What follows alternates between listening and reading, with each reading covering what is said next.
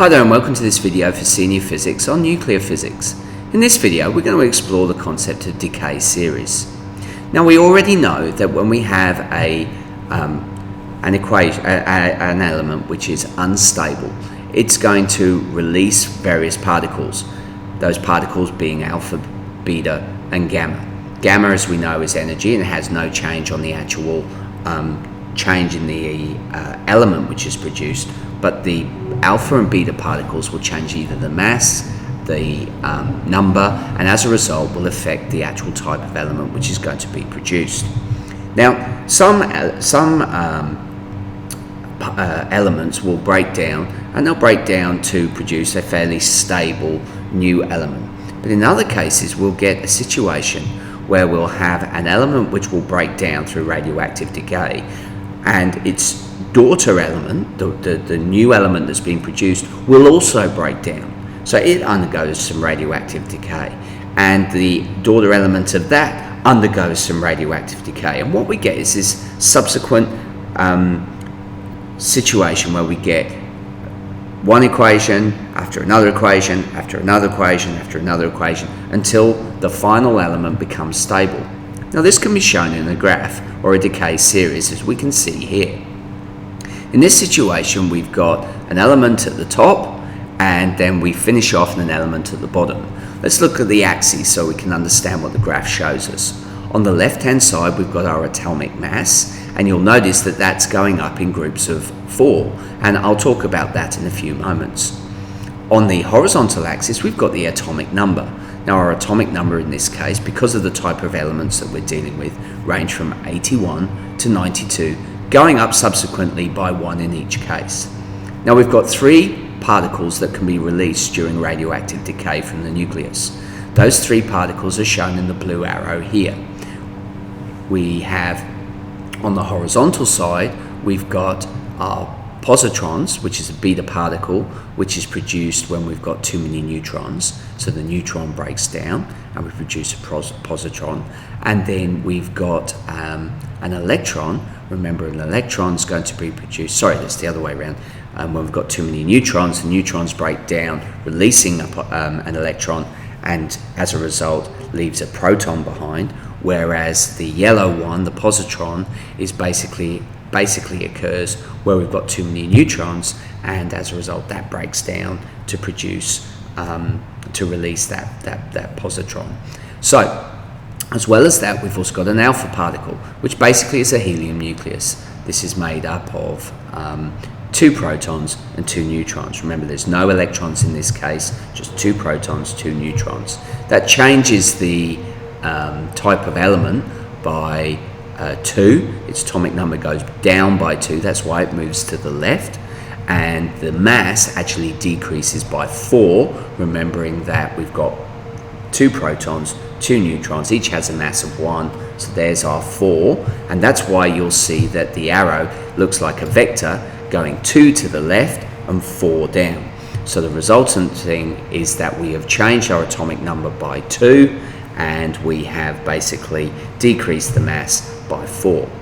So what we then get is a subsequent set of nuclear equations all linking together. Each daughter isotope, as I stated, is going to be radioactive. So once it's produced, it will undergo radioactive decay, either releasing positron, an electron, or an alpha particle.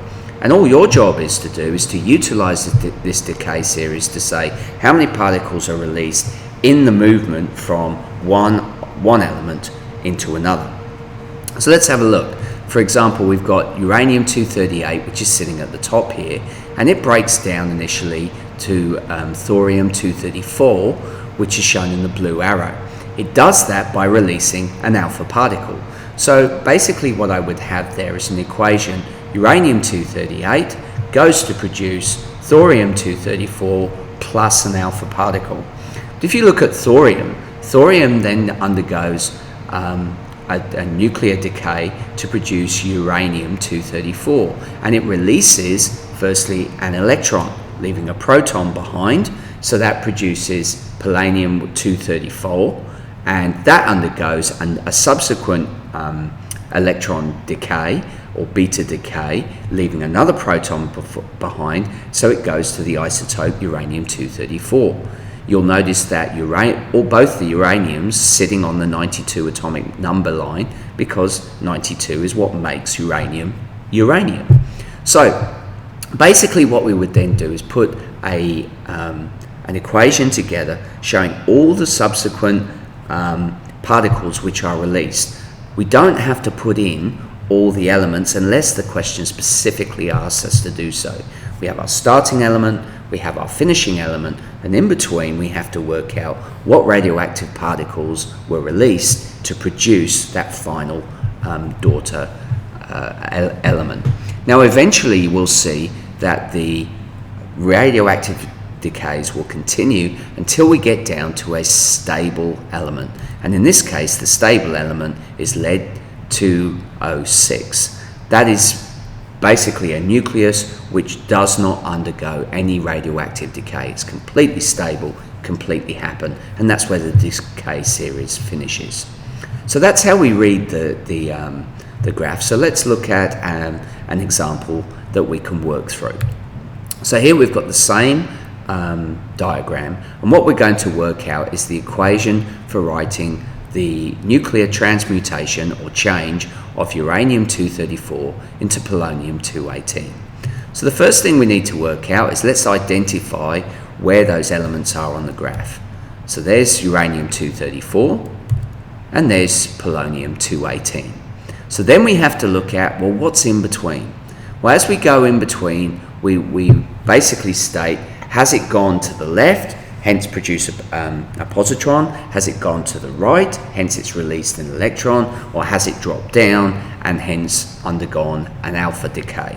So as we go from uranium-234, the first radioactive decay is to thorium-230, and that's undergone alpha decay. It's dropped down 4 and gone to the left 2. So it's lost a mass of 4 and it's lost 2 protons. So hence the atomic number decreases by 2. The thorium then undergoes another alpha decay, then there's another alpha decay, and there's another alpha decay until we get to polonium-218. So 4 alpha particles have been released in that decay. So we write the equation, uranium-234, that's what we started, goes to produce our new element, which is polonium-218, and it releases 4 alpha particles. Now let's just double check our maths here so that everything's sorted. We know that 234 minus 4 alpha particles, remember the mass of an alpha particle or a helium nucleus is 4. We've lost 4 of them, so that makes 16. So 234 minus 16 gives me a mass of 218. That doesn't tell me the element yet, but it does give me its mass. Then we look at the bottom side. We've got 92, which is our uranium, and we've lost 4 lots of 2 on its atomic number. Remember, alpha particle is 4, 2 for the helium nucleus, so that's 8. So 92 minus 8 gives me 84. I then use my periodic table if I didn't know what the element was, but because we're working on the graph, we know that 84 is polonium, so everything matches up. So what we've now got is a completely balanced equation, but we've been using the decay series to determine how many particles have been released during that nuclear decay. Now, obviously, that's quite a straightforward question because we're only dealing with alpha decay. What I'll do is I will put up an exemplary video where we can use further examples to show what happens with positron or beta particles. All we've got to try and do is make sure that the left-hand side balances with the right-hand side, and you can play with this as many times as you want. So check out that exemplary video on the post on this iTunes U course, and I look forward to seeing you again. Bye for now.